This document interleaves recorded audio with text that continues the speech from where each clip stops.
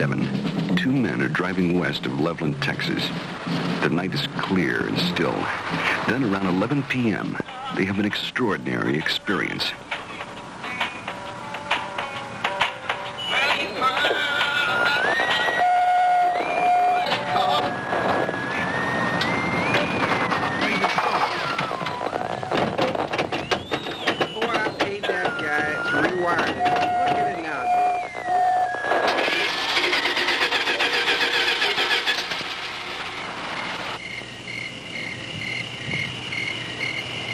Come on, let's get out and check it.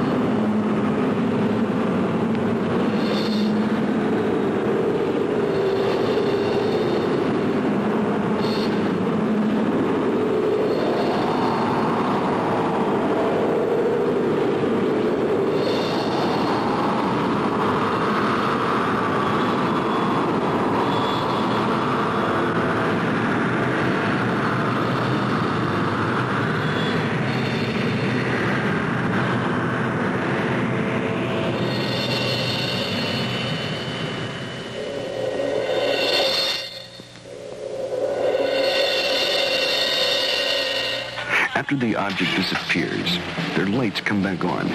The engine restarts, and they hurry to notify the police. Later, the Air Force investigates their story and 15 similar reports before concluding that a form of globular lightning was responsible for the sightings. But there are many other possible explanations. What you're witnessing is based on fact. Some will find it fascinating. Some may find it frightening. But it is all true. With special thanks to NASA and the Department of Defense for their cooperation in our search for UFOs. It has begun.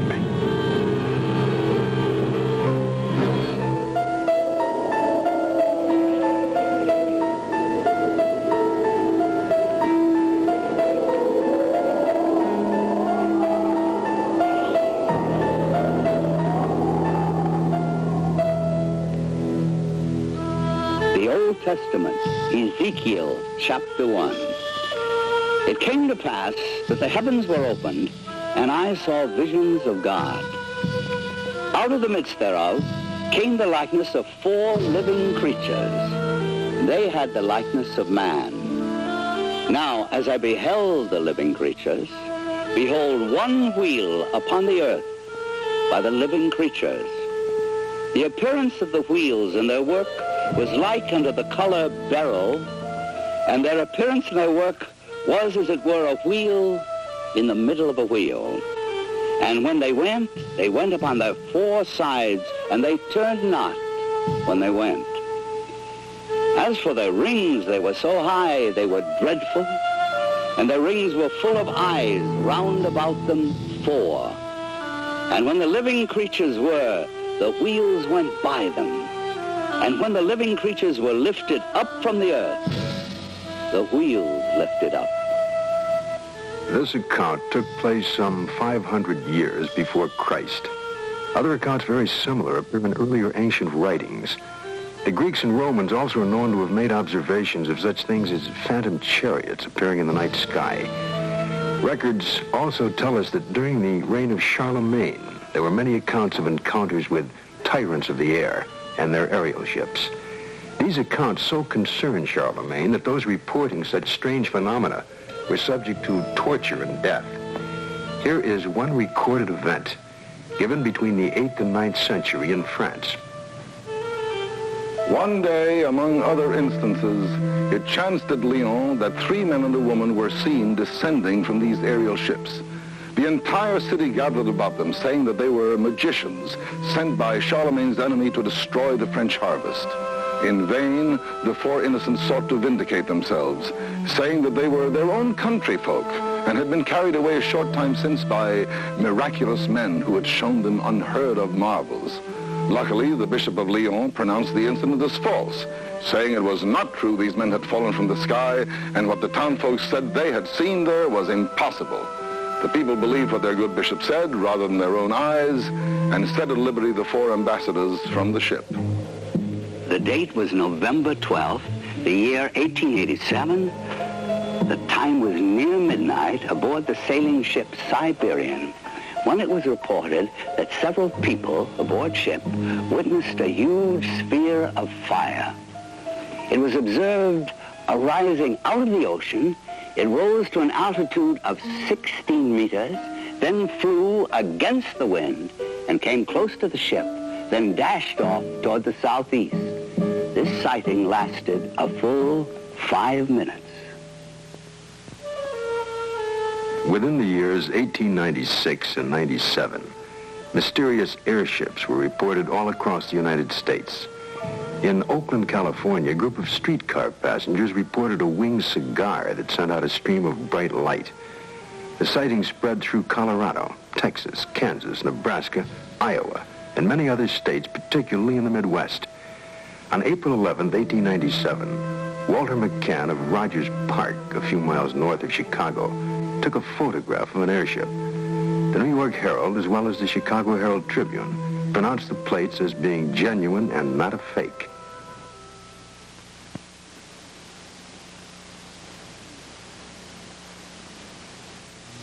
Moms and dads, it's the Burger King Magic Meal Show. Great tricks, great meals, 4 weeks in a row.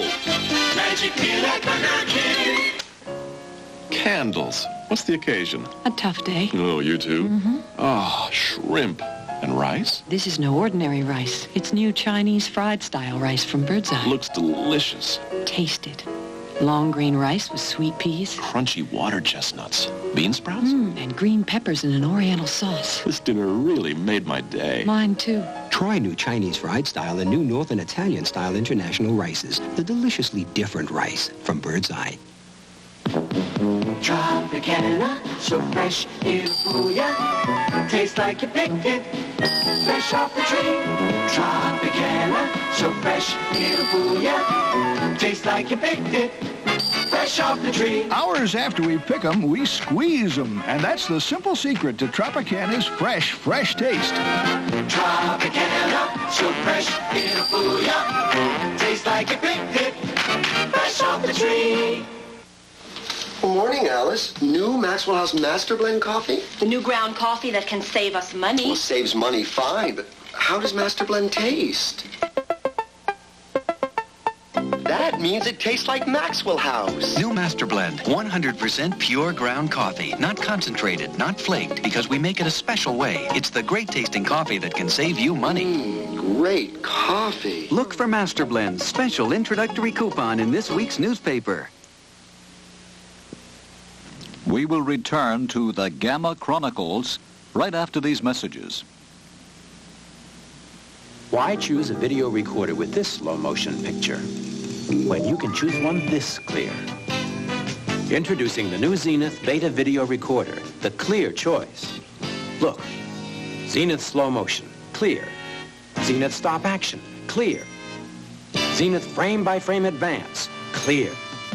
Zenith also gives you 14-day programming and remote speed search with picture. Zenith's newest video director, the clear choice. When prime ribs are roasted just right, you can practically taste them with your eyes. And with garden vegetables, simmered till they just turn tender, you can almost see how good they're going to taste. It's the same with home fried butter top bread. It looks and tastes like real bread should. Because we split the top, add butter, and let it bake right in. Home fried butter top, white and wheat. You can practically taste it with your eyes. Mrs. Reed, aren't you taking a risk using that AIM instead of... AIM tastes good. I know kids like AIM, and AIM's got fluoride, but I want a toothpaste with proof it works. Look, AIM is clinically proven to reduce cavities. But there's our best proof. They like the taste so much, we think they may be brushing longer. We know they're getting great checkups. Great checkups? No toothpaste fights cavities better than AIM. There's going to be a switch at our house to AIM. Take AIM against cavities. Dr. Jacques Vallée, international authority on the UFO experience. The first thing I'd like to dispel is a frequent misconception that UFOs are limited to this country. Very often people ask me, how come I never hear about UFOs in other parts of the world? How come we only hear about UFOs in America? Well, UFOs are not an American phenomenon. They are a worldwide phenomenon. That's one of their most dramatic characteristics. The first major wave of sightings, and sightings tend to come in very intense series over a couple of months, over a given region of the world. The first such major wave occurred over Scandinavia in 1946. There was a major wave in this country in 1947, mainly in the western states. And then there have been waves in the U.S. in 1950, 1952, and so on. And there have been intense concentrations of sightings in Africa, in Latin America, in Mexico, in the Soviet Union, in the People's Republic of China, Australia, New Zealand, and on and on and on. I don't know of any single country that has not had a series of UFO sightings. May 1975, Manitoba, Canada. Unidentified flying objects have been reported over the small town of Carmen. The objects have been seen by many witnesses over a period of several weeks.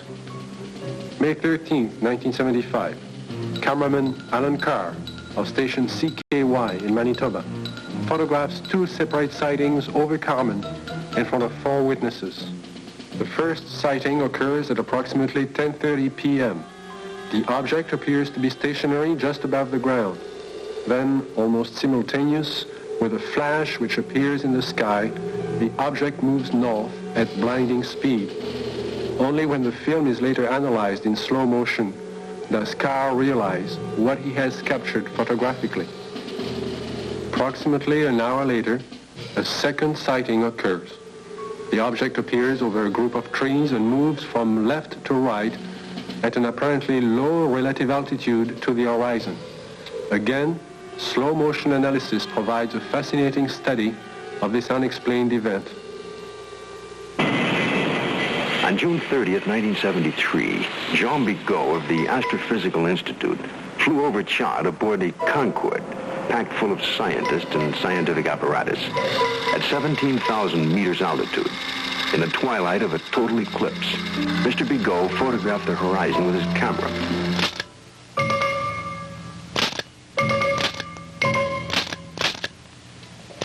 When the photo was enlarged, one of the slides showed what you're now seeing. If you look closely at this photograph, it resembles exactly what has been cited by many Americans during 1973 and 74. Although NASA takes no official position as to the UFO phenomena and their probable explanation, nevertheless, there remains on the record several unexplainable sightings by Gemini, Apollo, and Skylab astronauts. The first sighting occurred during Gemini 4 in June of 1965. Astronaut Jim McDivitt suddenly spotted a cylindrical object with arms and antenna. And when seen against the day sky, it appeared white or silvery. The object then appeared to be moving toward the craft. Suddenly, they lost sight of it. During the sighting, the astronauts were able to take these photographs and movie films of the UFO. Gemini 5, later that year, after 3 days and 5 hours into their mission, were contacted by Houston Control Center, advising the astronauts that Houston had picked up and was tracking another object, which was pacing Gemini across the entire United States. They estimated the UFO between 2,000 to 10,000 yards from the craft, and as large as the Gemini craft itself. Because of the limitations of viewing area aboard their capsule, no visual contact was made. Radar continued to track the object until they passed the Ascension Islands in the Atlantic. It then disappeared. Gemini 10 crew, Collins and Young, picked up objects traveling together in orbit. A positive identification has to date not been made. This photo was taken during the Gemini 11 flight on the 18th revolution, 27 hours and 47 minutes after liftoff. September 13th, 1966. This UFO was tracked visually and recorded on film by the crew and is truly considered unidentified by the photo interpretation experts at NASA. Perhaps the strongest and most spectacular of all the sightings took place aboard Apollo 11 on its way to the moon for the first moon landing. The ship was one day out, on July 16, 1969, when they spotted an unusual object. It had a sizable dimension to it. At first, the crew thought it was the Saturn IV booster rocket and called Houston for confirmation. Houston informed them the booster in question was some 6,000 miles away. The object remains unknown. During the Skylab 3 second manned flight, on the 23rd day of 1973, at sunrise, a series of 4 exposures were made by the crew of a visually sighted unidentified flying object, or satellite, as considered by the NASA Photo Interpretation Laboratory.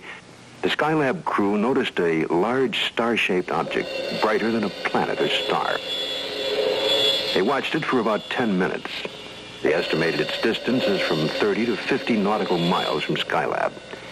It, too, remains an unknown, despite North American Air Defense and NASA's attempt to identify it. Among the thousands of military men in recent times who lost their lives while in the service of their country, the circumstances surrounding Captain Mantell's death are indeed extraordinary. This experienced military pilot who'd flown in the invasion of Normandy and numerous missions over the Rhine under heavy attack would take with him to his death perhaps the closest glimpse of what was thought to be a UFO. The date is January the 7th, 1948. The time is 2 o'clock in the afternoon here at the Gardenon Air Force Base, just outside of Louisville, Kentucky.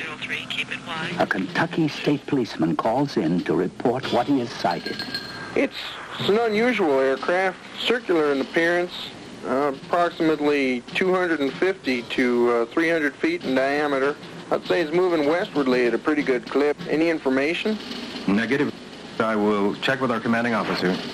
Instructions were given to contact nearby Wright-Patterson Air Base to see if they had any experimental aircraft up in that area. Flight test. We have no experimental aircraft in the area. The reports still continued to come in from adjoining towns.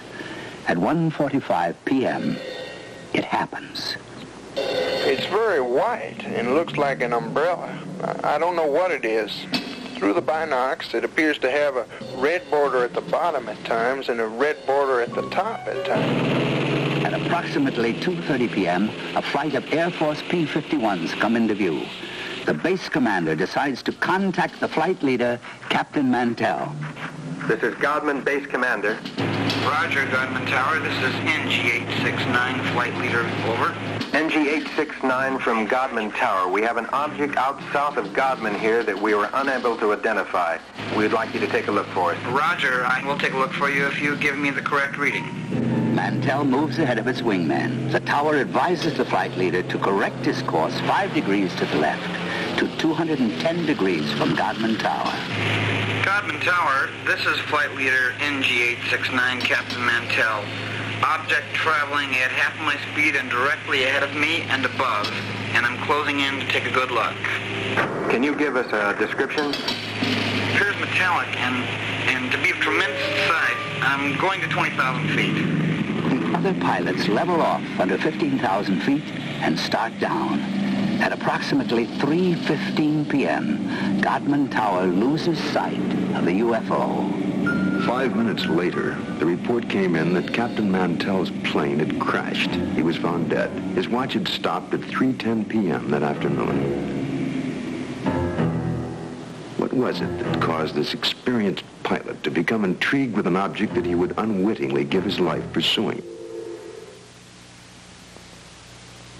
6 months later, a cylindrical-shaped object giving off a phosphorescent glow was to be sighted in the night sky over Robins Air Force Base in Georgia.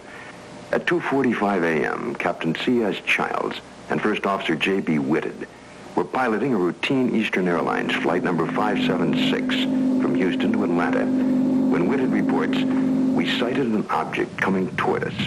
This strange object had a stream of red fire coming from its tail, and I could see it was much larger than anything I had seen or read about. Childs then notices that the object had no wings supporting it. It passed us on the right side. Its speed was about 700 miles per hour, and both men get a very good look at this unusual object. It was about 100 feet long, shaped like a cigar. As it passed, they clearly saw 2 rows of windows, an upper and lower, that were large and square. During that evening, there was a third witness, the one passenger who was awake on that Eastern Airlines flight, Clarence McKelvey. I was startled, frightened. A male steward came to me and said, "I notice you've been looking out the window. Will you talk to the pilot?" And I said, "Well, of course." The pilot came down with his clipboard. He was visibly shaken. He told me that he had been a flyer in the war and had covered so many million miles of flight and had never seen anything like this before. What was it that I saw? Well, I saw this object. It was cigar-shaped. It had a row of windows. Behind them, it was lit.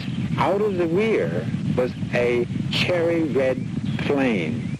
This hair-raising experience was witnessed by 3 aircraft, a passenger, and ground observers added more corroboration. The conclusion of an air intelligence report was that the object remains unidentified as to origin, construction, and power source, and goes into the record classified as unknown. This is the Pentagon, Washington, D.C.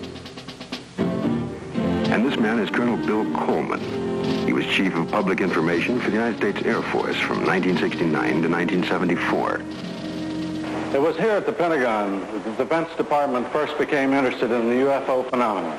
This occurred in the late 1940s, with reports about objects and lights seen in the sky by military personnel and others. The Air Force decided to investigate the matter anyway. There was that one possibility that these flying objects could well be foreign weapons used for test purposes and might affect our national security. The investigative branch was called Project Sign. The project had only been underway for about 2 weeks when the Mantell crash had made headlines across the nation. The staff's investigation was far from complete, but public pressure was enormous. And they were forced to come up with an answer to really quiet growing speculation that Mantell had been killed by hostile aliens in some flying saucer. That's when we decided that Mantell had chased the planet Venus. However, this was an initial finding.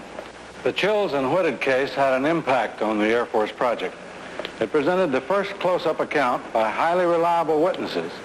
The object described led some of the staff to postulate an extraterrestrial theory. And they wrote up an estimate of the situation, which at the time was classified top secret, suggesting that the saucers were from outer space. This theory was rejected by the Air Force Chief of Staff, General Hoyt Vandenberg, and even other Project Sign staff members as not having enough proof.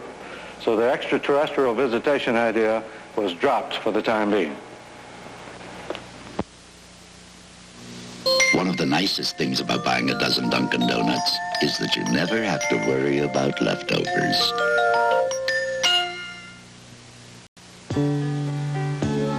He'll never forget me. Taillord saw to that.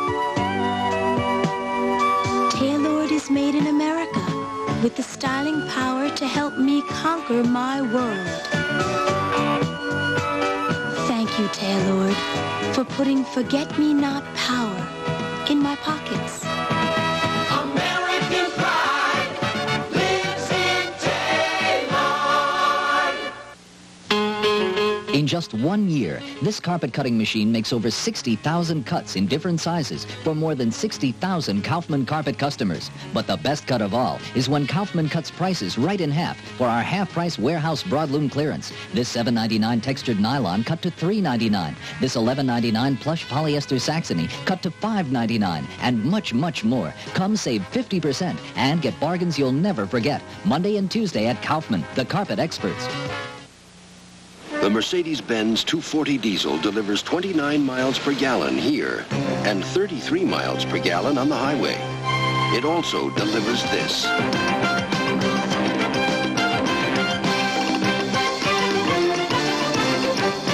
performance, the handling, the engineering genius that has always set the cars of Mercedes-Benz apart. The Mercedes-Benz 240 diesel, engineered like no other car in the world. We'll have more of the Gamma Chronicles right after these messages. Mom, how could you? What? Drowning nature's vegetables in that heavy oil. Crisco oil's light. Light? No oil tastes lighter. So? So there's no heavy oily taste. Mom! On your salad. Here, nature girl. No heavy oily taste. This is so organic. I think it's delicious. Huh? Why do Crisco oil salads taste great? No heavy oily taste. And Crisco oil has no cholesterol. Could you make a food stain that's too tough for any cleanser? Yes. Kameh challenges Sharon Williams' cleanser to clean the worst stain she can think up. First, she rubbed in blueberries. Then, hot tea. There's no way that stain's going to come out. She added grease and pot marks. Let's compare your cleanser to Kameh. It's incredible. I can't believe it. The Kameh got the sink really clean. I'm really impressed. I didn't think it would do it. There's no comparison. Kameh is definitely better. Kameh with chloranol cleans tougher stains better. With Kameh, this is my complexion at 18. Beautiful. With Kameh, 30 is beautiful. At every age, Kameh helps your skin be its most beautiful. Kameh's rich cleansing lather is different. Kameh has more lather than any leading beauty bar and feels so rich. Kameh leaves skin feeling so clean and soft. 26 is beautiful. With Kameh, 37. Well, 43 is beautiful. Kameh for your most beautiful complexion at every age. Said in jest that if these UFOs are from other worlds and they wanted it to be known, all they'd have to do is land on the White House lawn. But an incredible incident too quickly forgotten in time took place over our Capitol. In 1952, Air Force spokesman for the Pentagon and UFOs at that time, Mr. Al Chop, relates the famous incident that stirred the Capitol, causing a request from even President Truman to be kept up to date on all the details. There were radar reports of unidentified flying objects over the nation's capital. We had 3 reports. One came from Andrews Air Force Base radar control room and 2 from the radar controls at Washington National Airport. The first sightings consisted of a number of unidentified targets picked up on radar. Then a call was placed from National to the Andrews Air Force Base flight controllers. They were apparently tracking the same targets.